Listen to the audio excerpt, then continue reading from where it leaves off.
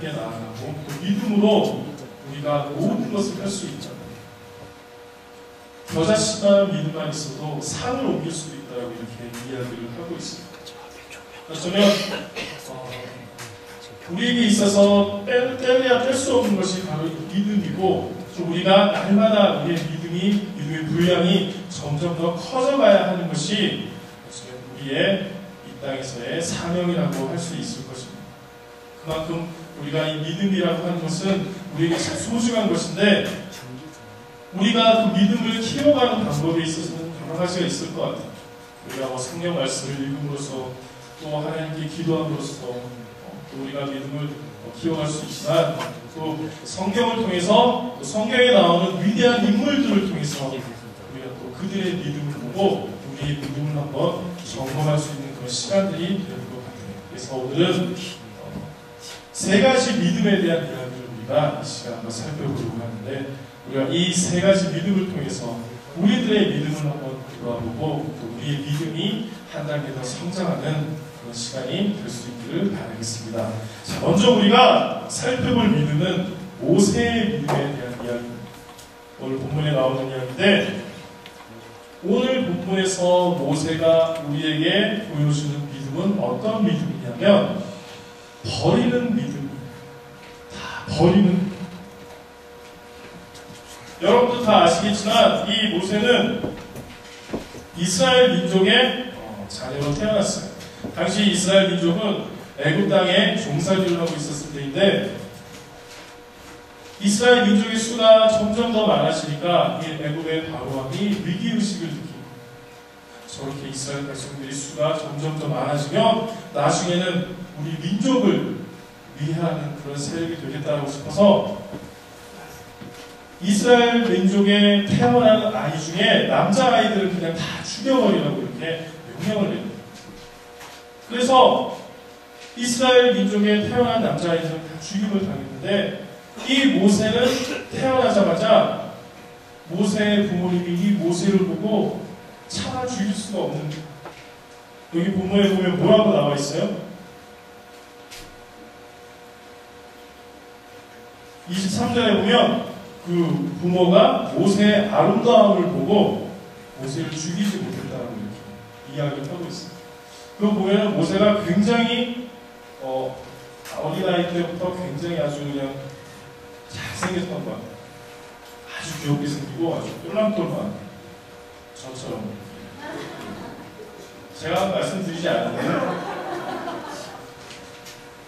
제가 말씀드린 것 같은데, 제가 어렸을 때 너무 귀엽고 너무 잘생기고 그래서 저희 어머니가 저를 데리고 나가면 동네 사람들이 그냥 저 얼굴 한번 만져보겠다고, 저 한번 알아보겠다고, 업어보겠다고 막 그래갖고 제 얼굴을 자꾸 이렇게 만지고 그래가지고 지금 이게 얼굴이 이렇게 쏟아서 그런 거예요. 저한테 말씀드린 것 같은데, 이거 진짜예요. 제가 어릴 때 사진 보여드리면 여러분 믿으실 것 같은데, 제가 다음에 제 어릴 때 사진 한번 보여드릴 것 같아요. 정말 그랬어요.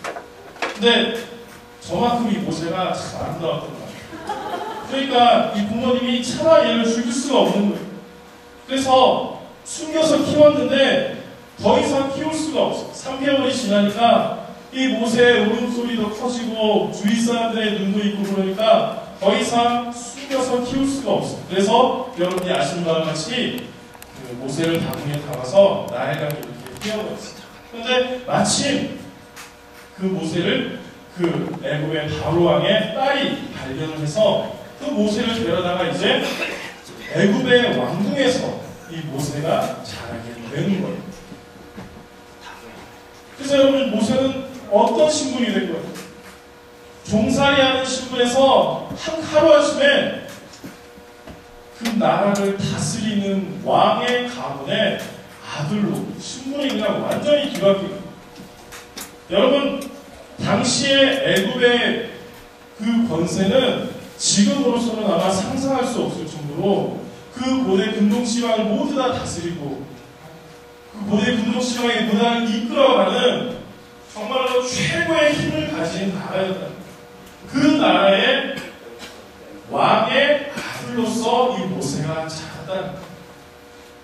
여러분, 그러면 이 모세가 가진 힘과 권력이 어느 정도일지 여러분 아마 상상이 가실 거예요. 지금 이 땅에 아무리 힘센 나라의 대통령 아들 그런 거하고는 비교도 되지 않을 거예요. 상상도 할 수 없을 만큼의 힘과 권력을 가진 사람이 바로 이 모세였다.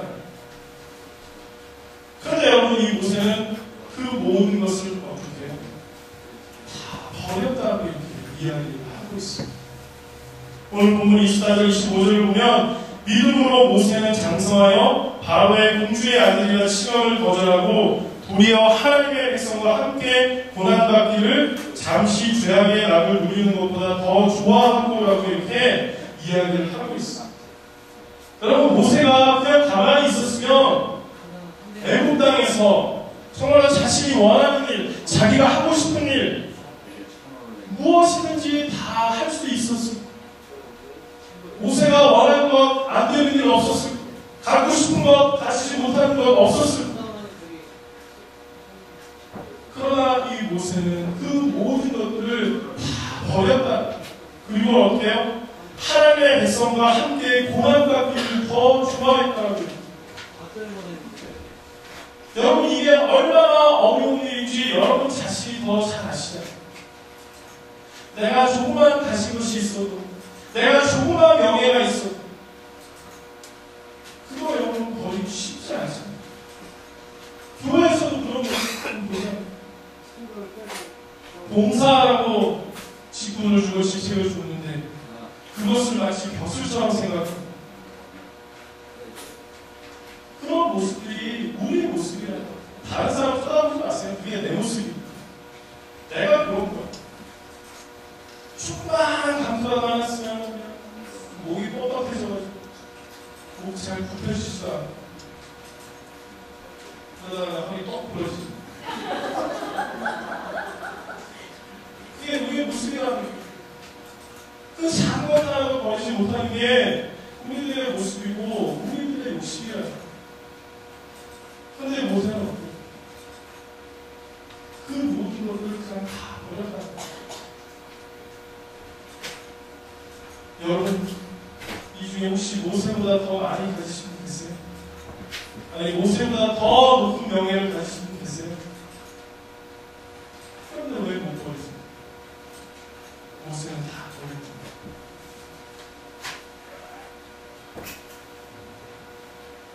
어쩌면 우리가 그 버리는 것에서부터 우리의 신앙이 시작된다고 여러분 할 수 있습니다. 왜요? 우리가 버려야 하나님께서 채워주시거든요.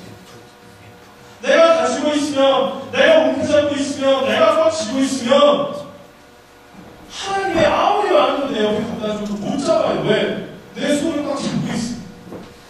여기 아무리 많은 금은보화가 있으면 내 안에 있는 돈 100개에서 이거 들고 안 먹고 있는데 어떻게 잡을 수 있겠어? 버려야 돼. 내가 가진 거 다 버려야 하나님께서 그때 우리에게 채워주신다는 거. 그리고 내가 버려야 하나님께서 주신 것들을 내가 가질 수 있다는 거. 그래서 우리의 믿음은 버리는 것에서 나를 버리고 내 욕심을 버리고 내가 가진 것들을 버리는 것에서부터 우리의 신앙이 시작된다는 거예요.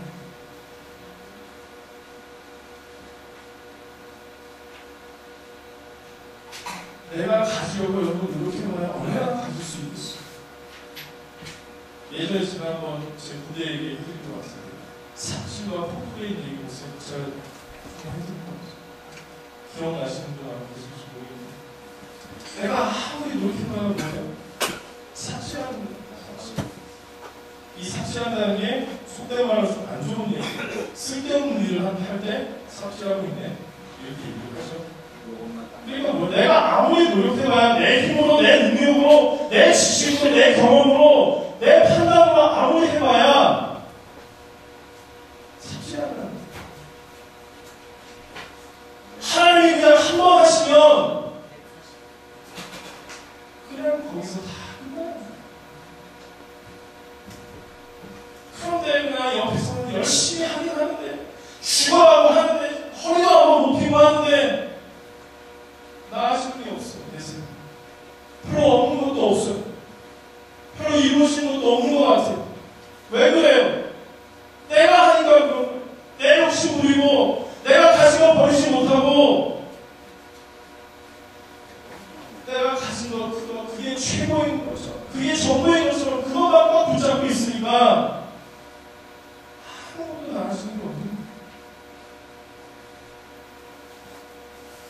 삽질하지 마시고 다 버리시고 하나님께서 일하실 수 있도록 여러분을 다 비우시고 하나님께 여러분의 삶의 자리를 내어드리시기 바랍니다. 그래서 하나님께서 여러분의 삶에 풍성하게 채워주시는 은혜가 계속하기를 주님의 이름으로 간절히 축원합니다. 두 번째로 우리가 살펴보려고 하는 믿음은 이스라엘 민족의 믿음인데, 이 이스라엘 민족의 믿음은 어떤 믿음이냐면 순종하는 믿음이었어요. 오늘 본문 29절과 30절에서 이야기를 하고 있는데 두 가지 이야기가 나와요. 우리가 잘 알고 있는 내용이에요. 하나는 홍해를 건넌 이야기고 하나는 여리고성을 그냥 본 이야기. 그럼 먼저 이 홍해를 건너는 이야기부터 한번 생각을 해보시기 바랍니다. 뒤에는 아까만 애굽의 군대가 추격하고 있습니다. 앞에는 거대한 홍해가 가로막고 있습니다. 그런데 하나님께서 은혜를 베풀어 주셔서 홍해를 갈라주셨습니다. 여러분, 그런데 그 홍해 사이로 들어가는 일이 결코 쉽지 않은 것입니다. 여러분, 쉽게라는 영화를 혹시 보신 분 계신지 모르겠는데, 이 영화를 보면은 이쪽으로 이렇게 커튼이 쳐져 있는 것처럼 물로 이렇게 쫙 양쪽으로 이렇게 되어 있고 그 사이를 이렇게 이스라엘 민족이 걸어가잖아요. 보면 막 물고기들이 여기서 왔다 갔다 하고 있고 물도 막 가끔씩 튀기고 키가 엄청나게 높게 이렇게 흘러지고 있어요. 여러분, 그 사이로 걸어가는 것이 결코 쉽지만 않았다. 언제 이 물이 다시 멈출지 모르는. 여러분, 이 물이 갈라진다라고 하는 것은 우리의 생각으로는 이해가 되지 않는 거잖아요. 우리의 상식으로는 이해가 안 되는 거예요. 그렇기 때문에 걸어가면서도 불안한 마음이 있을 수 있어요. 그래서 오늘 성경에는 뭐라고 이야기를 하고 있어요?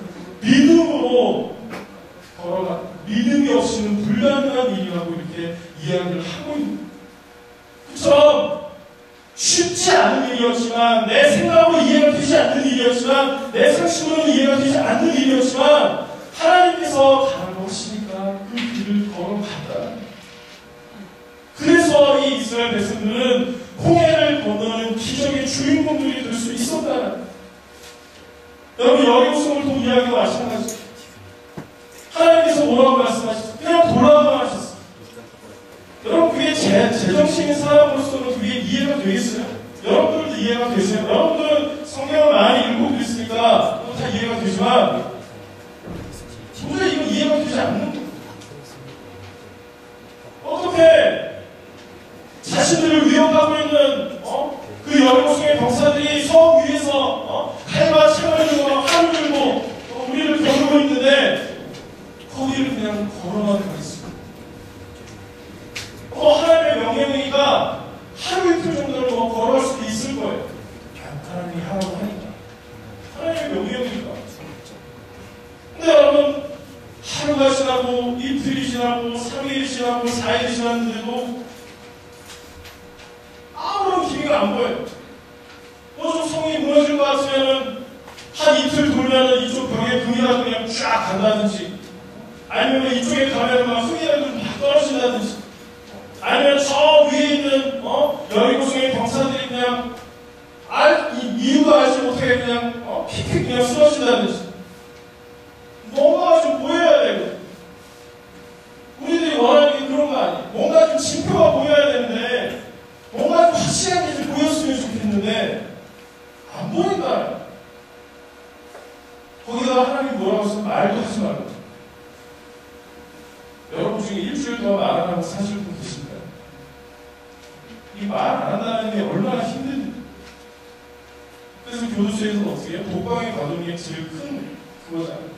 얘기할 사람 없이 혼자. 그러니 이거는 정상적인 사람들이 생각하기에는 도저히 이해가 안 되는 거예요.